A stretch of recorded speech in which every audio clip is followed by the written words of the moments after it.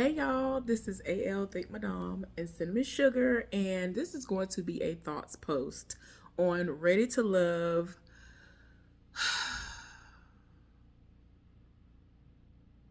Make a Move. I was like, wait a minute, what's the name of the show? Shoot. But anyway, yeah, it's a spinoff of Ready to Love, obviously, but it's surrounding four women who were on previous seasons of the actual show in their various cities or whatever, right? So we have Ashley that was from Atlanta. We had Zadia, who was in the DMV area. I think she was in DC. We had Sharice, that was in Miami. And then we had Vernisha, that was from Houston, Texas. Okay.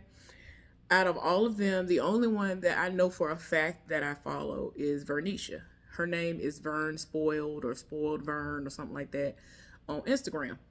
And I see from time to time when she posts stuff, her daughters are gorgeous. You can tell she's an awesome mom. Does great as far as a salon owner is concerned. I've seen what she's done. Very gorgeous, amazing work. Okay, I was saddened to find out that she and Joelle were not working out. I was very confused because it seemed like they had amazing chemistry pretty much from day one. And even though that was sad, it was kind of funny when I saw, I think it was Bondi Blue. Bondi Blue had done like a little recap review on it or something, letting us know that it wasn't a surprise to her that the men on these shows that we've been seeing on OWN that are from Louisiana, whether it was New Orleans or not, ain't no good. Because she said we were all swept up in the yeah, my baby and all that other stuff. Like I'm like, yes, I'm here for the accent.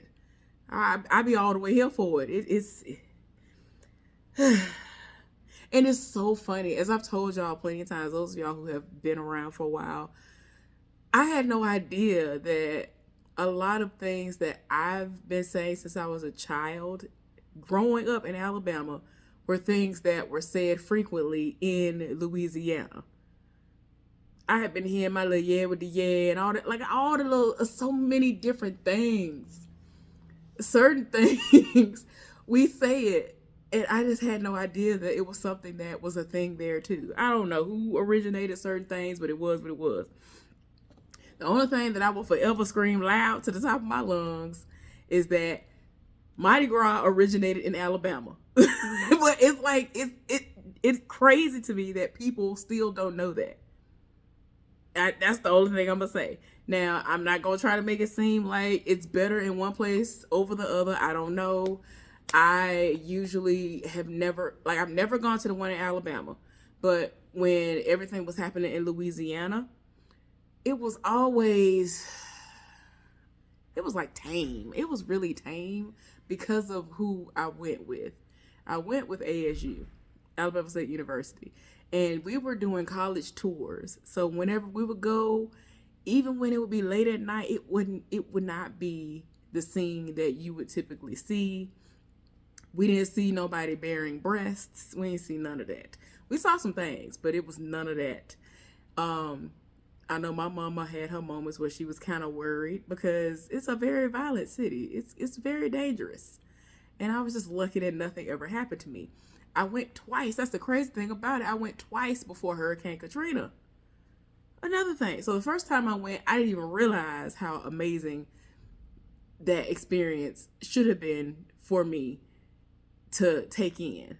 So I didn't really pay attention to it like that. But then the second time, I was here for it. It was amazing. The food was awesome. The sights were great. The history that we took in was awesome as well. The schools that we toured, I still have some of the pictures to this day. I might post them. I don't know. I might throw them in here. I don't know.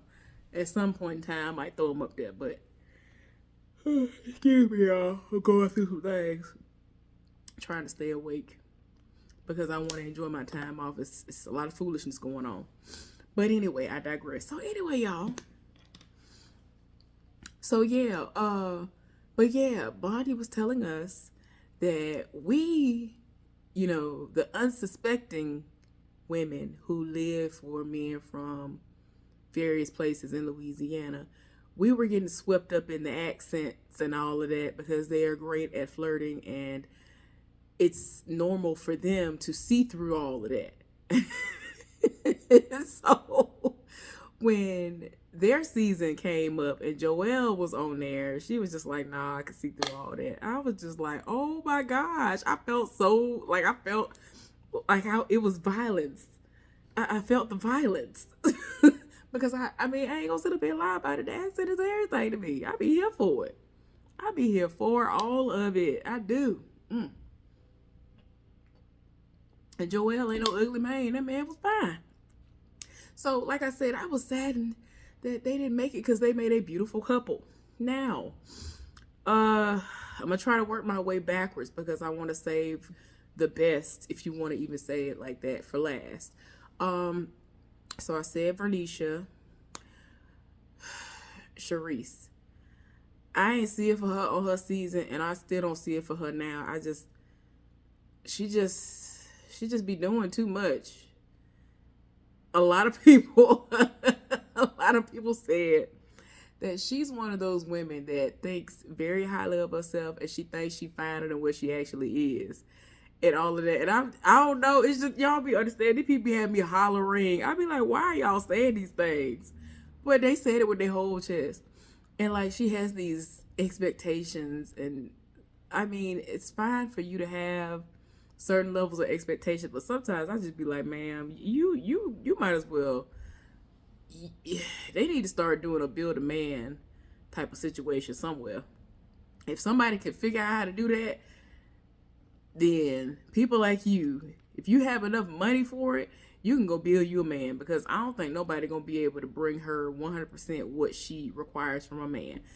Like I said, I was not here for her on her season. I just was like, I don't understand. I didn't understand the fascination. I didn't understand why the people was living for her. And that's not a slight to her. I just didn't see it. It ain't meant for me to see. These men was trying to live for her, so I mean, that was up to them. Zadia. I tried to be here for Zadia. I think I did recap reviews on her season when she was in DC and all that stuff. But she just... It is what it is. And if people already were on the fence about her when she stood up and went off on that man, that definitely put a bad taste in people's mouths. But she has this, I don't know. And then like she is stuck with these contracts. She's stuck on these contracts that she be creating for people to do. And I'm like, girl, what in the world? I don't know. But anyway, I don't know if anybody gonna really live for her like that. I don't know if anybody is going to be able to set a standard for her. Now, last but not least is Ashley. Ashley is somebody that was on the first ever season of Ready to Love. She was on the Atlanta one. How her story became so widespread after the fact was the fact that they had a reunion special. Now, this is what I got to go back in the stack on y'all on this one. I don't know how many of y'all remember this,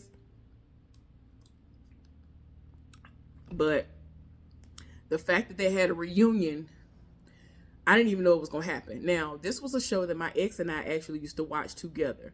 It got to a point we barely were watching anything together. Like, it was sad. Like, we used to watch everything together. Just about everything. Even if it was something I was not interested in, I would watch it. If it was something that he was not interested in, he would try to make an effort. I mean, I don't know. But anyway, we watched Ready to Love together. We watched that first season together. Well, we had a DVR thing that was through, I think, PlayStation at the time. Any of y'all who are, avid PlayStation users, y'all probably remember that. But anyway, I forgot what it's called. But anyway, we had that. So we had it set where certain things would record. And so we flipping through the channels and we see that Ready to Love on. We looking like, wait a minute. And like 5-10 minutes had already passed. And we both trying to figure out like, wait a minute, did you hear anything about a reunion special? We both like, no. So we look at the time, we see ain't nothing but like 5-10 minutes to pass. So we started watching it. So we watched it like maybe 2, 3, maybe 5 minutes passed. So we catch the beginning, the very, very beginning. And this is when we learned that the person that Ashley ended up with in the end had gotten some kind of rare form of a bird flu. And I was just like, what in the world? Like, and like everybody was like very sad about it. Tommy teared up. The preacher that was on there, that was somebody that tried to get on there in search of love. He did a prayer and everything before they really even kicked the show off and everything. Like, it was a serious situation. Like, it was life or death for him. So for me, I was taken aback. And even though I really was not a fan of his, because he always had this, I don't know what it was. It was just something about him. I was just like, I don't see it for him.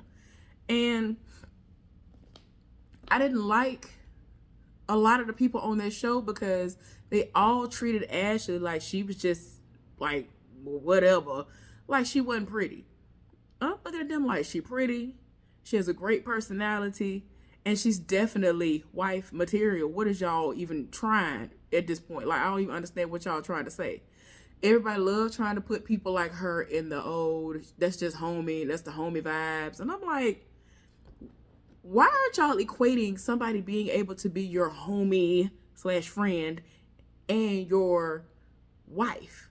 I don't understand. Because in my mind, from now on, if I ever give love a chance again, the person that I'm with is going to be my friend as well. We are going to be very close friends as well. I feel like that is where I made the mistake in the majority of my relationships, is because I wasn't friends with most of them. I was only friends with one of them. And that situation did last because he was just the avid cheater. But hopefully he's not cheating on his wife and all of that. You know, it is what it is. This is the guy who I told y'all about who's in Huntsville, which is why I was one of the first people who was doing the recap reviews on Love and Marriage Huntsville, because of my connection to Huntsville. But anyway, but I'm saying all this to say about her season is because when that reunion special aired that we didn't even know was gonna exist, my ex didn't know that I was online doing this. Anything, talking about TV shows, doing anything online. He didn't know I was doing any of this. It was my actual outlet to get away from my relationship, to get away from my real life with him. I began to hate existing within my relationship. I was always sad. I was always super depressed and all of that. So my getaway was to be able to discuss the different TV shows and movies I was watching. And it, like I just said to y'all, I was actually shocked that he and I were even watching this show, because we had gotten away from watching TV shows together. I would have to beg him to try to watch TV shows with me. And it was just to the point where he was so busy cheating, he'd be like, I don't feel like watching this. I don't feel like doing that. And I'm talking about seasons have gotten away from us. And I'm like, yeah, I ain't got time for this. So then he would try to catch an attitude when I would start watching TV shows on my own. He would realize that I've caught up on certain TV shows. To this day, I haven't even caught up on certain TV shows that we had been watching from season to season together that were awesome shows.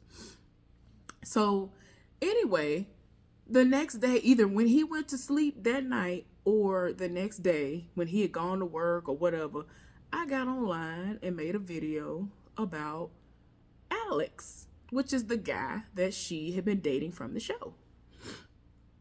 And so one of the things that drove a lot of traffic to my channel was the fact that I was going on the GoFundMe page that his mom or whoever created on his behalf, asking the viewers and, you know, anybody else for money so that we could help with his bills. And so I would literally, like, all I was doing was going to the page and reading what the mama would say. Now, his mama tried to come for me a couple of times, and it was just like, now, ma'am, I ain't never tried to make it seem like I'm a scholar or somebody that's amazing at reading. I actually get super nervous, despite what some people may think. Like, I really don't like public speaking, but for whatever reason, like I said, this was an outlet for me to get on here because of everything I had been experiencing within my relationship. And I just love to talk about certain TV shows, but my friends weren't watching the majority of the stuff I was watching. So yeah, I just turned it into something that was an escape for me. So all I was doing was going on his GoFundMe page daily to see if his mom updated us.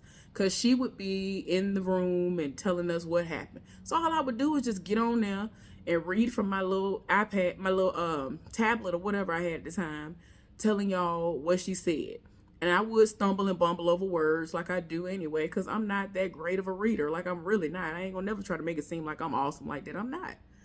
I don't really read like that. Like, I ain't picked up no book for real, like for real in a while. So I'm stumbling and bumbling over words, but it ain't that bad. It ain't that bad. That's all I was gonna say. Like, she was trying to comfort me. It is what it is. I know where I'm weak at. So she wasn't gonna be able to hurt my feelings. It's like, how you mad at me when I am a big part of the reason why money was being sent over to your son? So anyway, like, child, there were people who tried to back her because it's his mama, obviously. So a lot of people, they gonna, even if they did wrong, they could be like, oh, and try to back the wrong person.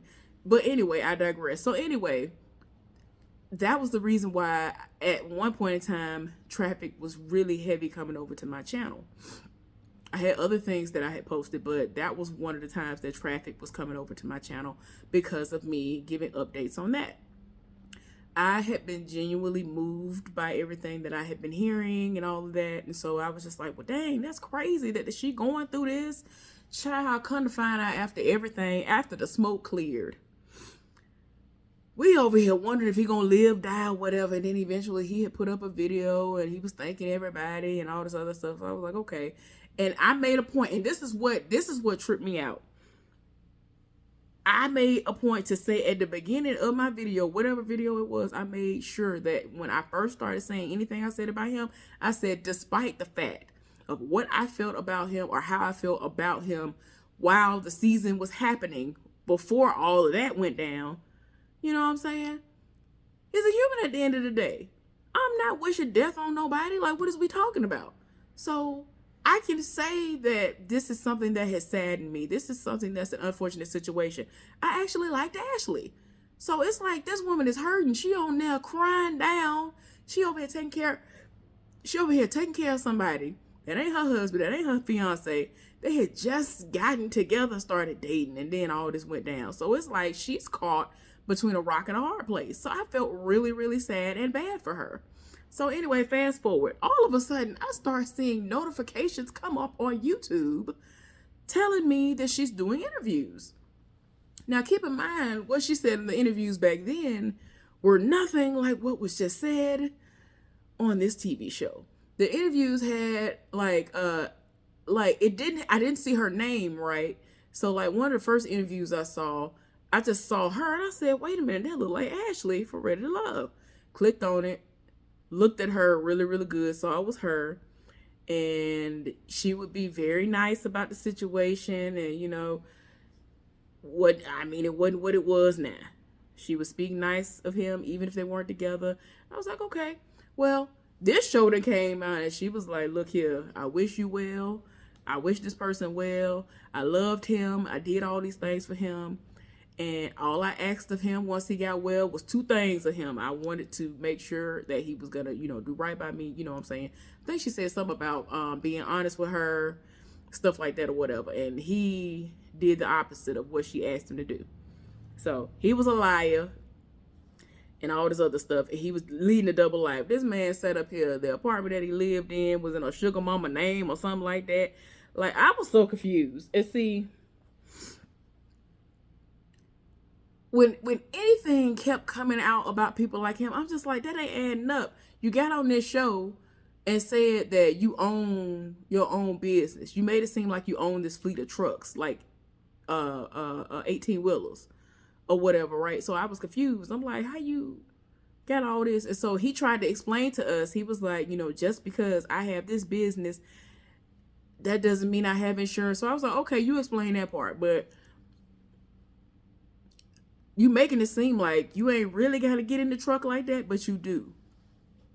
So at this point, why is your apartment in somebody else's name, a sugar mama name, and all this other stuff? Like the thing she was telling us on here, I'm looking like, golly, what in the world? What in the world is going on here? But I could tell that she's still not fully healed from that because of the way that she broke down. I don't know.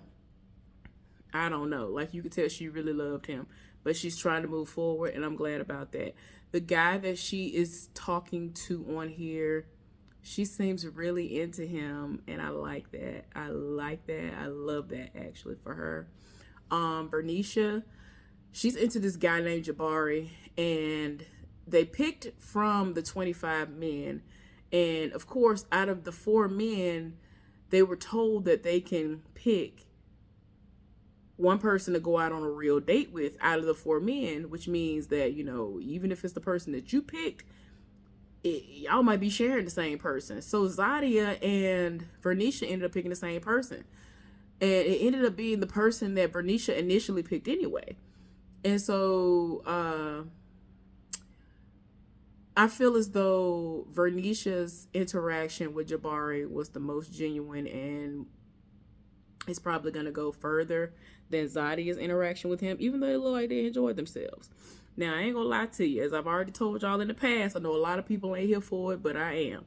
I was very, very interested in the magic shop, or whatever they call it, because there's so many different things you can call it. I was very intrigued with the magic shop that they went to. I've always wanted to go inside of a place like that, where they have certain candles and incense and crystals possibly, but I know I definitely saw a whole lot of candles and all that stuff in there.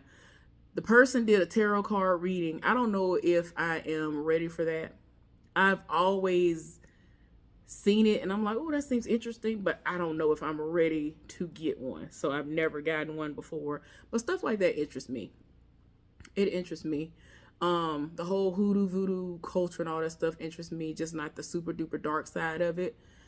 All of the positive stuff about it, I'm very interested in. A lot of that stuff has a lot to do with Black African roots. So I just wish that more Black people would understand that and stop trying to write everything off as a demon, negative, evil, and all that other stuff, because it's not. A lot of the same stuff that y'all calling evil and all that stuff and not of God is in the actual Bible itself. That's what kills me. I'm like, I wish y'all would just read. Just read it. It's there. Like, and I can't sit up here and act like I'm not guilty of it, because there were times that I thought that certain herbs and the different things that people talk about when it comes to magic and spirituality, I was like, I don't know about that. And it was right there in the Bible. So it's like, oh, okay, let me go somewhere and sit down. I need to read. If you want to hide something from your folks, go ahead and throw it in a book, because a lot of times we ain't gonna read it. But anyway, that would be something very interesting to me, for me to go into a magic shop. You